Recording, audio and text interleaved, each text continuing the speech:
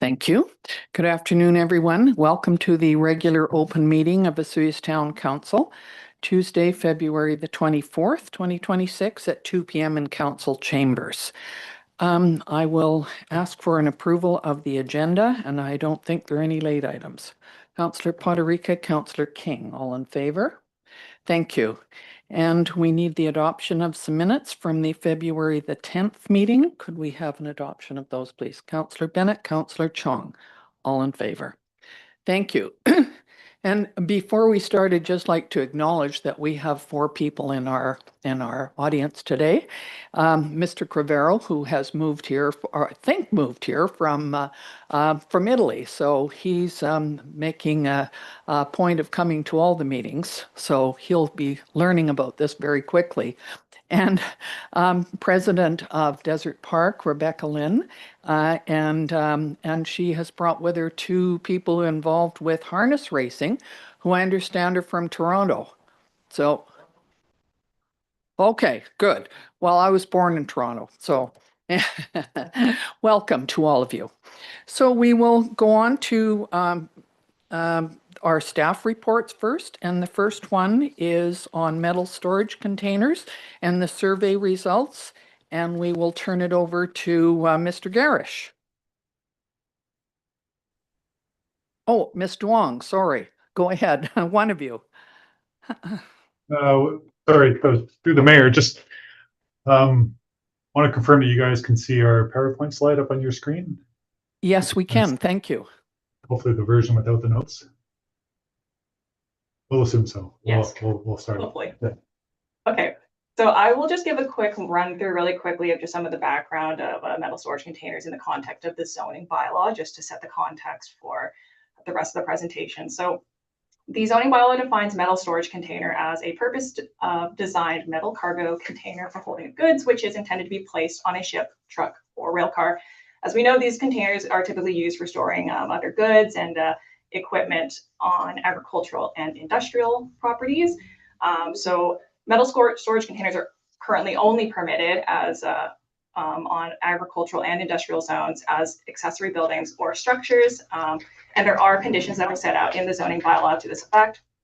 Specifically, metal storage containers can only be 2 per parcel.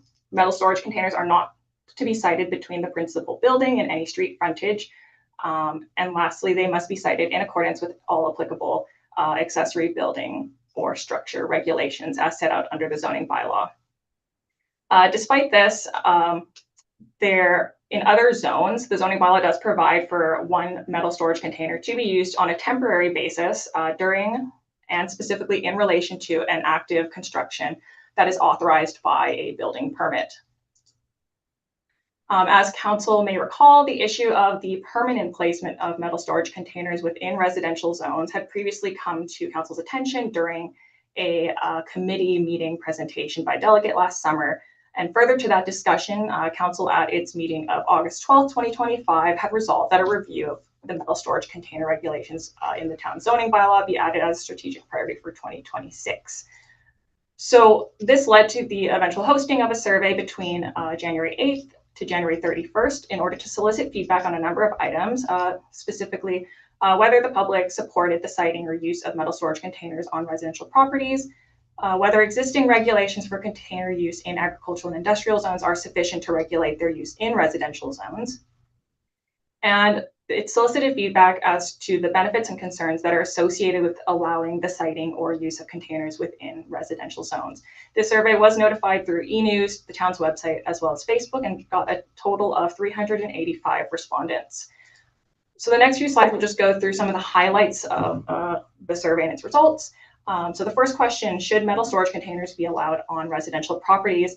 In undertaking this survey, in reviewing the survey, we did note that a majority, or just under 72% of respondents, did not support allowing metal storage containers to be placed on residential properties. And when asked whether current regulations are sufficient to regulate container use within residential zones, most respondents of this question did indicate that the current regulations were sufficient. However, those who indicated otherwise had listed various suggestions for regulations that could be included as a way to address any concerns. And this included minimum parcel size requirements. So setting like a requirement, let's say of an acre is what we had seen. Setting a maximum number of containers that can be placed on a property, establishing specific siting restrictions, establishing time limits, and also establishing aesthetic requirements. So, for example, requiring a metal storage container to be painted in a similar fashion to a principal building on the property. And lastly, with respect to the benefits and concerns that were raised with respect to metal storage containers in residential zones, the primary benefit that we did see listed was that metal storage containers provide for an affordable and secure storage option for residential property owners. However, with respect to concerns, this was largely in relation to aesthetic impacts, just due to the way that the metal storage containers look in residential properties.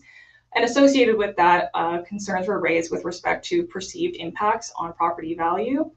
Other concerns involved safety concerns, so potential targets for theft, or potentially having vermin potentially finding their way into the containers or under the containers. And lastly, individuals did also indicate that they believed other storage options were available, such as self-storage facilities. And it's important to note that while there were a number of individuals that had concerns about the permanent placement of metal storage containers, some of these individuals had indicated that they would be amenable to temporary use of metal storage containers in residential zones. So in summary, the survey did find that there's generally a lack of support for allowing metal storage containers to be used on residential properties on a permanent basis. As previously mentioned, there are zoning regulations which currently allow for temporary siting of these containers in association with construction where a valid building permit has been issued. In summary, administration does find that the current regulations that we have with respect to the prohibition on siting and use of metal storage containers in zones other than agriculture and industrial zones, as well as that temporary allowance, would generally address a majority of those comments and concerns that we did receive during the survey period. And with this in mind, we are asking council for further direction with respect to the metal storage containers project. And at this time, just based on the information that we've received from the survey, we are recommending that council does receive the results of this survey, and that the review project be removed from the 2026 projects list and not be undertaken at this time. Thank you. Thank you, Ms. Wong. I appreciate the summary that you've given, because there's a lot of information there, and we are certainly appreciative of our communications director, Lauren, for taking on this job and doing it quickly and providing us with all of the comments. And we also appreciate members of the community for taking the time to think about it, fill in the comments, and send them to us. So 300 and over 300 people had responded to this, so we're quite happy to see that. Council, anybody have any concerns? Any questions of our planners? Okay, so Councillor King? No? Oh, wow. So we have recommended, you do, okie dokie, go ahead. Got to ask a question. Thank you, Madam Mayor. With this, is this just to receive this report, or are we implementing a new bylaw? So council has the way that the options are laid out, council would be receiving the results of the survey regardless. It's just a formal intake of those survey results. However, the recommendation that we're making on administrative level is that in addition to receiving those survey results, that the metal storage containers review project not be undertaken.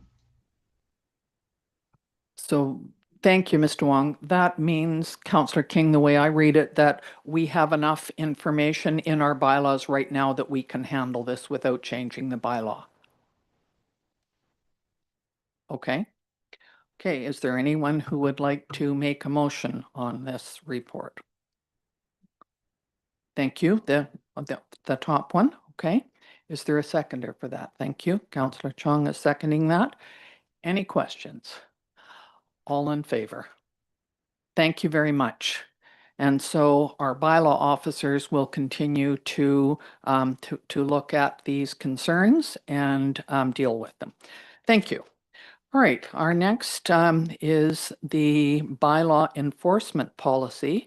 And it's Mrs. Robinson is going to do this one. Thank you. Okay, thank you, Your Worship. The bylaw enforcement policy in front of you today is being brought to council to formalize the procedures that staff have been following for many, many years. This policy will enhance clarity for both staff and the public regarding enforcement expectations and procedures. I want to point out that this policy is not meant to be the bylaw officer's job description.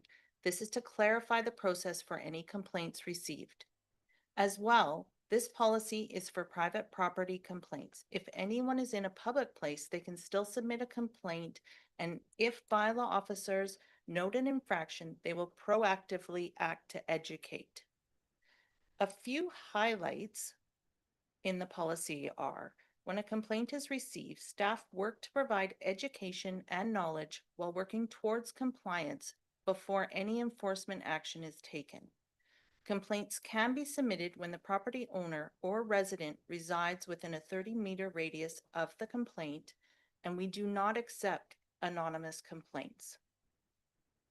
Approving this policy will provide clear and transparent procedures for staff and the public.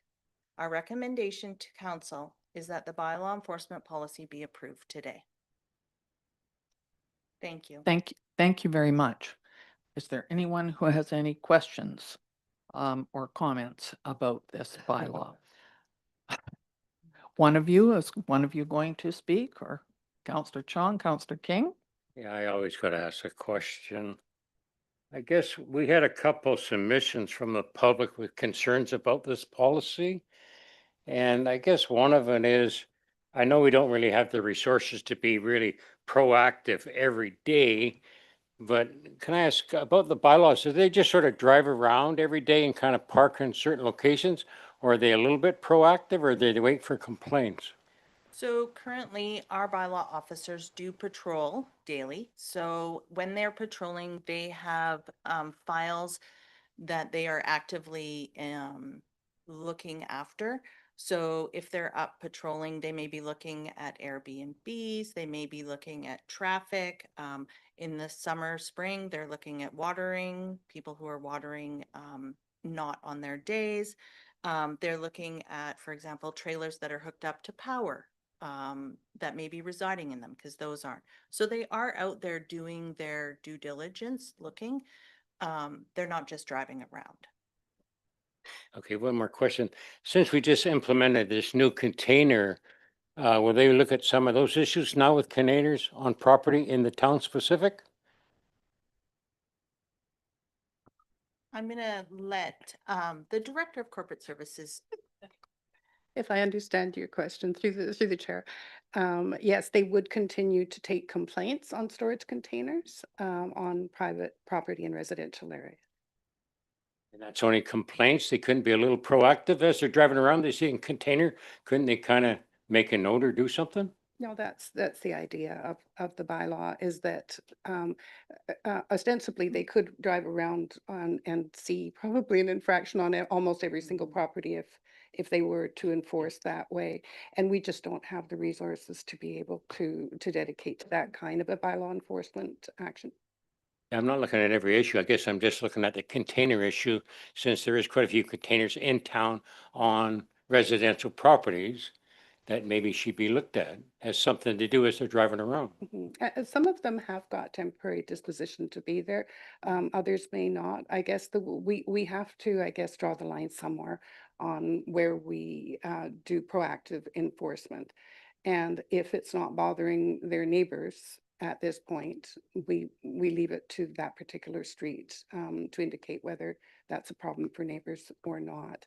We would focus more strenuously in a proactive manner on any matters that say are safety issues, issues to our assets in public parks, public properties, or safety of any living thing, whether it's got 4 legs or 2.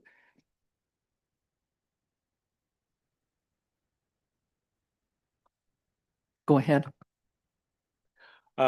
Yeah, so kind of looking at the rationale of this bylaw to do some quick math for a bylaw to basically visit or drive by essentially every single house in Asuyas at about 50K an hour, it would take about 6 to 9 hours. And that's with no stops. So like that's just not feasible. And a lot of these infractions are also time-based, right? To catch an STR, we have to be in the perfect time for those guests to be unloading their luggage, and then from there we have to investigate. And this is where the 30-meter radius comes into play, where the neighbors by which this infraction are bothering directly can assist us with collecting information. And because that was one of our biggest challenges with enforcing short-term rentals is, you have owners who say, "Oh, that's my cousin. That's just my house cleaner." It's like, okay, but we can't just park a bylaw outside and with a Nikon just taking pictures. So this isn't my understanding of the bylaw. It's not the end all be all. We do proactively do some patrolling as well, but we do rely on residents to help us.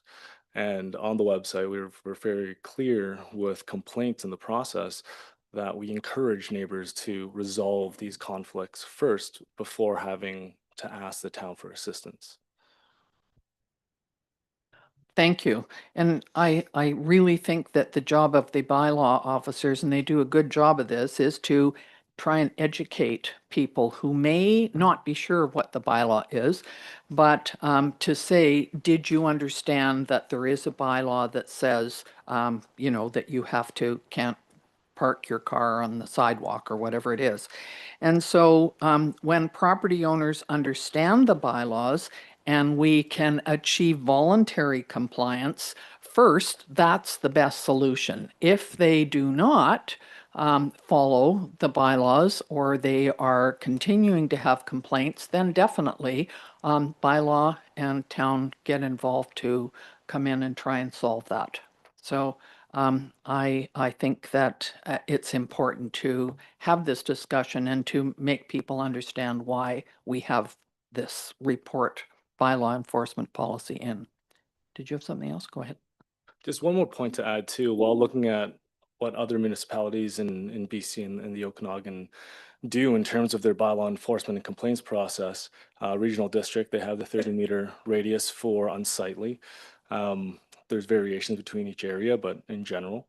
And then, with most other municipalities, you have to describe your relationship to the alleged offending person or property. So, there are filters in place, or else you get flooded with almost nuisance complaints. And then we start to miss the actual real ones. And this is a way for us to tease out the signal from the noise.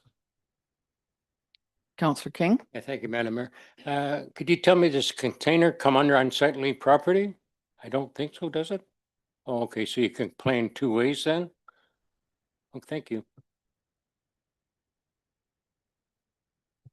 Thank you, Madam Mayor. I take a look when we drive around the cities, we got a beautiful town. And I think we're making it look like we got these containers and all this stuff in everybody's yards. And it's not that way. We're talking about a few containers around town that people have complained about, the same ones, same with the Airbnbs. There's a few that cause a lot of problems for everybody. So I don't think we really need to spend that much time to, really, it's not that big of a problem. I think it just giving clarity for the guys working. So if somebody says something to them, they know they're right or wrong. But I don't think we have the problem like we're making it sound right now for people listening. Well, I think there was a bit of a problem, which is why we did looked at the metal storage containers. That was quite a problem, and that's why that's been done. But I think that this is pretty clear to my mind that if people are not sure, or whether they should be doing that or not, or whether they can actually contact the town and say, I'd like to report this because of this reason, and then it's looked at. So I think we have to be willing to accept that and try and deal with everybody. So I'm in favor of this. However, if there's nothing else, or did you have anything else, Councillor Bennett? Okay. If there's nothing else, is there someone who would like to make a motion on this issue, please?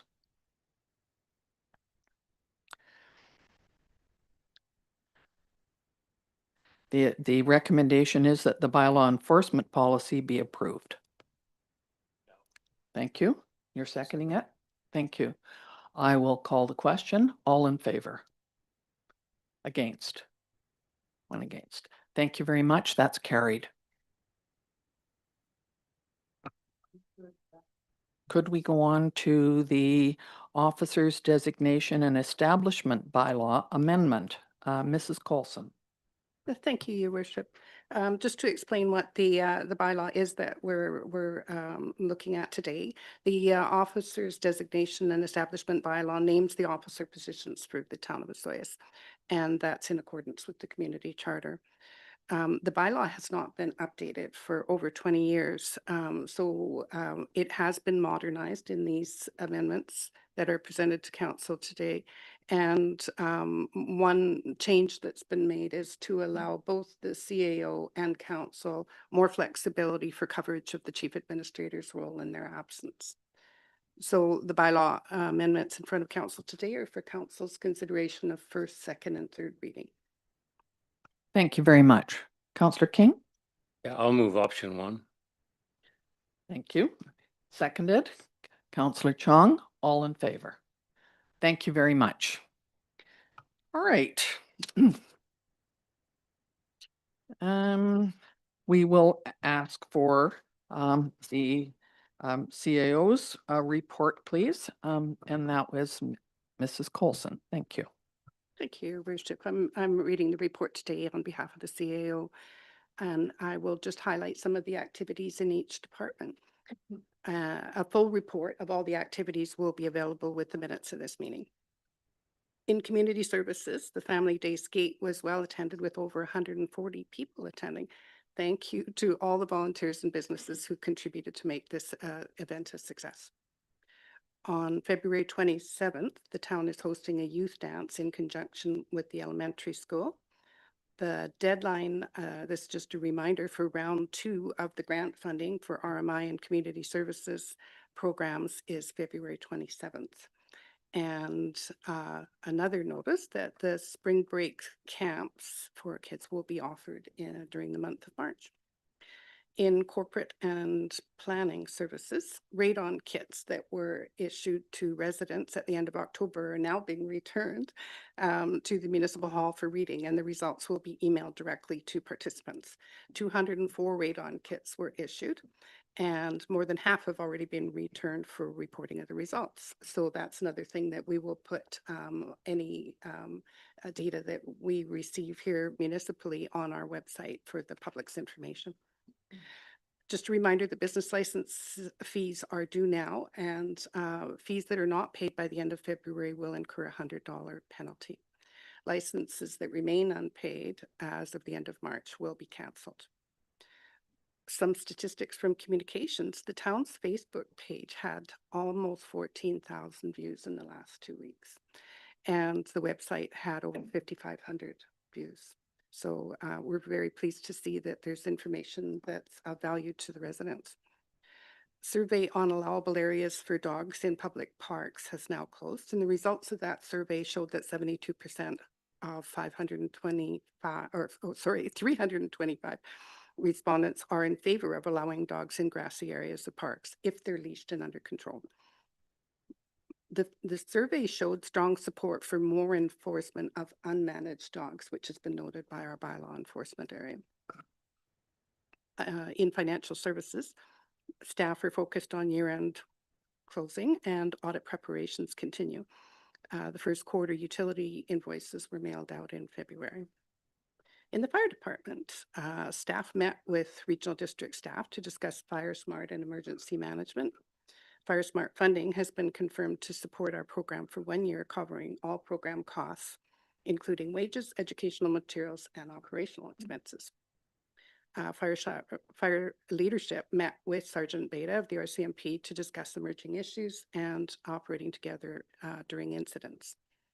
And finally, operational services. Work has started on re-implementing the odor reduction program for the wastewater collection system in the lagoons. We realize that's an issue for residents, and we have heard your concerns. We're actively working on that. The utility crew performed an emergency valve removal on the water main south of town. And the pilot water treatment plant is ongoing and now in the stage where they're optimizing processes to reduce costs. Thank you very much, Mrs. Coulson. Could we have a motion, please, to accept the CEO report for information? Councillor Poderica, Councillor King, all in favor? Thank you. Okay, we'll go to council reports. Councillor King, you're first. Yeah, thank you, Madam Mayor. Last week I attended the Accessibility and Age Friendly Committee where we discussed the budget we have and things that we feel that are important to move forward. And I'm sure Mr. Davis will be coming forward with a report next council meeting. Thank you. Councillor Bennett. Thank you, Madam Mayor. The only report I have is the library board meeting, which I attended on February 18th in Kelowna. And basically there was the AGM and we elected a new chair and co-chair. Basically in camera, and then the board meeting, we approved artificial intelligence policy for the library, which was quite interesting. And the CEO report, the big thing is Scotch Creek, which burned down a couple years ago in the forest fire, is now being rebuilt and ready to open on March 11th. And there's a new library going to Glenmore and Parkinson's Rec Center. And in 2025, the Okanagan Regional Library averaged 3,939 daily visits. That's daily. And basically there's 7,421 new items added in 2026. And right now, if you go on the library, there's 79,905 items available to the public. So it's quite interesting. You don't realize how huge the library is. That's my report. Thank you very much. And I'm glad you were back in time to attend that. Thank you. Councillor Chung. Nothing much to report except for sadness over losing the gold medal game in the Olympics. But thank you for the stage for hosting and being there. Well, we were there at 5:15, so that was the earliest I've woken up for hockey. I did want to, make comments with regard with the Tumbler Ridge tragedy. Last UBCM joined essentially a group of elected officials that are focused on mental health supports for each other. So there's been a lot of, a very long email chain, and even Mayor had spoken and trying to dispel some of the misinformation that's been pervading through media. But just to know that, there is so much support for that community, and, together as BC, we stand together. Yes, you're right. Thank you. Councillor Poderica. Thank you, Your Worship. February 11th attended a regular board meeting at Destination CS. February 18th attended the Transportation Master Plan open house at Sonar Community Center. There is currently a public survey out available till March 15th. You can view that at cstmp.ca. And last night attended more of a work function, but attended Sioux Coyotes Awards night, and it was a great opportunity for celebrate their wins and successes over the years and their growth as players in junior hockey. And that's my report. Thank you very much. So I'm glad that Councillor Chung mentioned the Tumbler Ridge incident. The day after we heard about it, it happened the last council meeting. I sent an email to the mayor of Tumbler Ridge from council and staff and just said how much we were thinking about them, and we certainly were feeling very badly that that had happened. However, it was very nice to see and to watch it on the news that the provincial government, the municipal governments from a lot of areas, and the federal government all came to support and working together kindly and with respect. And that was very important to see. So I know that's gonna hit Tumbler Ridge for a long time. I think sometimes we look at those types of incidents as a bit of a wake-up call for everybody else in the province too, and in the country, to make sure that what you're doing in your business or in your school is you're thinking about that and making sure that you feel comfortable with how you can handle things in case of an emergency. I was at the market, at Watermark on the 14th, and they were at very good turnout, the farmers market, and the next one is at Watermark again on March the 14th. So with this one, first one was on February the 14th. I also attended the Transportation Master Plan at the Sonora, and it was held in the foyer, so there were quite a few people, even ones that played pickleball, were coming out to fill in their forms, so that's a good thing, and we appreciate that, and the fact that that I know Mr. Davis is working on that, and we will be having a report on that fairly soon. I was at the Regional District RDOS on the 19th, and we were talking about fire smart activities and emergency management, things that Mrs. Coulson had mentioned in the CAO report. MP Conans also came to speak to all of us at the Regional District, and we had quite a few sort of in-camera meetings too, the things just like everywhere else where you have to deal with things that are on a confidential basis. So when I finished with that meeting, I then drove to Vernon and stayed overnight, and I was at the collaborative leadership table all day on the Friday at Coldstream, and we've been doing this for the last couple of years. Mayors, chairs, and chiefs up and down the Okanagan Valley and over in the Similkameen. We're looking at watersheds in the Okanagan and in the Similkameen. And we have two groups, the governance working group and the ecosystem watershed working group, and I'm on the ecosystem group. And so this is a 250-year plan, because we can't just deal with water now and then forget about it. So we have all agreed on this. We've been working on it. Maybe we've had 10 meetings, I would think, in the last 2 years. And one of the recommendations was, because we know that that there are elections coming up in October, and we all felt very strongly that this group should continue, and that the mayors of all of the communities should be on this board, and that a council member would be the alternate on that board. And the same with chiefs and with the chiefs of the bands in the area, and also regional districts. So that was an important one. I have a couple more meetings as well this spring, just looking at watersheds. And then on Friday, no, Saturday it was, I went to the United Church, and there was the Memory Cafe, and it was a very well organized group of people who are looking at helping those who have dementia, and not only the people who have dementia, but the people who are caring for those with dementia. And there was a nurse that got up and a counselor that spoke, and they put on a little play from Penticton, which was really good, looking at some of the issues that concern people that are starting to have dementia. and a really interesting lady who was 66 years old, and she had had early onset dementia for 10 years. And she was very good at explaining how she deals with it, what are the important things that she needs help with, and what she can do on her own and she doesn't need help with. And it was quite fascinating to listen to this lady who was very open about how she felt and what she was doing.